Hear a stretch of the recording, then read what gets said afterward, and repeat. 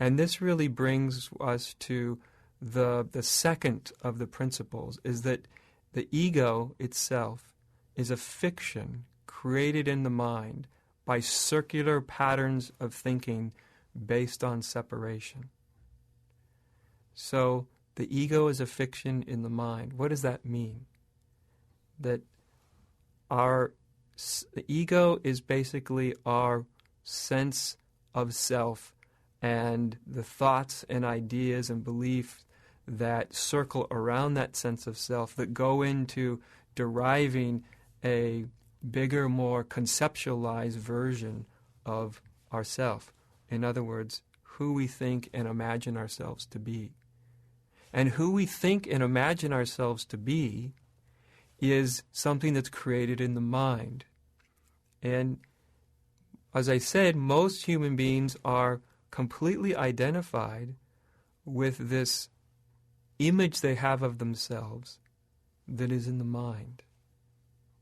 And then that image they have of themselves, which is ultimately nothing but a circular pattern of thinking based in separation, that self or that ego is always trying to find peace, find happiness, and it is often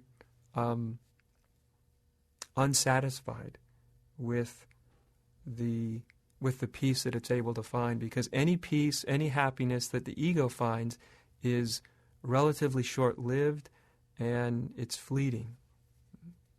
So when we come to see, and this is a very, very important thing to examine, to really look into your whole sense of your identity, whatever that identity is, and to start to see that one's entire identity is based on patterns of thinking that are circular, which means they just repeat over and over and over and over again, and that those patterns of thinking are based in separation. In other words, the assumption that human beings make is that they are a separate, individual entity, that I am something ultimately separate and distinct from you and from the world around me. That's the either conscious or unconscious conclusion of the ego, that it exists in this immensity of life, and it is separate from that immensity, and on some level finds that immensity frightening and threatening. And yet the ego is looking towards life and everyone in life to try to make it happy. So our egos are always trying to find happiness where they can't be found. One can't find true, lasting happiness outside of themselves. Whatever happiness you find outside of yourself can be taken away. And in time, it will be taken away, because the nature of everything that exists, everything you can observe, everything that is around you, is that it is impermanent. This is something the Buddha told us over 2,500 years ago, that all phenomena are impermanent. They come and they go. And so when we begin to really examine how our sense of self is created, to really look at this nature of how ego gets created, is very, very powerful and very, very important to do. And as I said, at least in a very basic way, ego is a creation of the mind. So who you think you are is just that. It is who you think you are. It is who you have been taught to believe that you are. It's a conglomeration of beliefs about yourself, ideas, opinions, judgments, all the ways that the mind keeps thinking about a self, thinking a separate self into existence. Now, for some people, this comes as a surprise.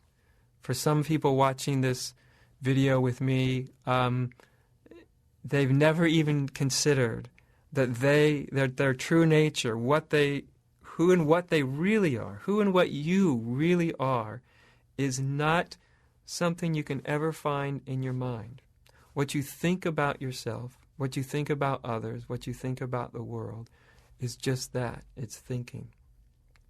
And this addiction to thinking, this addiction to being attached, and even more than attached, identified with thinking, is a very deep and profound cause of suffering. But since your own being lies at the center of your own awareness, this is the place to begin. To not look for something outside of yourself, not look for peace or freedom or even spiritual awakening as something out there, something other than right within your own being. And not to assume that you know who and what you are. This is the most important step, is we have to have this willingness to question, to have an openness that maybe that who and what you are really isn't who and what you are. People involved in a spiritual path often create spiritual egos. And the spiritual ego is basically a spiritual seeker. And that spiritual ego or spiritual seeker is concerned with what it's seeking, whether it's seeking for God or for enlightenment or for happiness, self-realization or peace or God. But when the ego structure takes on a spiritual image of itself, and then we become a spiritual person or a spiritual personality, and then we are a seeker. As soon as we become a seeker, we've identified with seeking thoughts, with circular patterns of thinking that tell us that we need to seek something, that we need to attain something in order to be happy and in order to be free.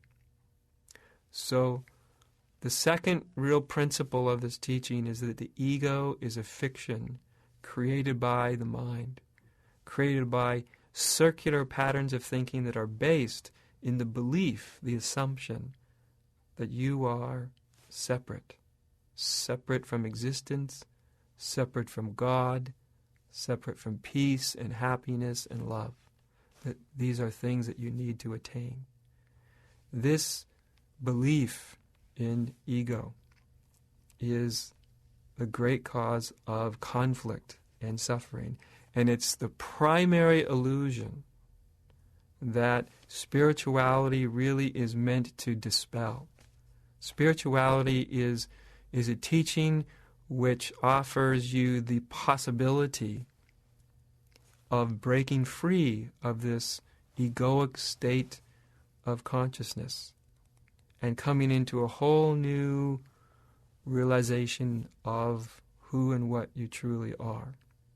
But all this starts with the willingness to question, to pause for just a moment, and to realize that maybe you aren't who you think you are, aren't who you imagine yourself to be.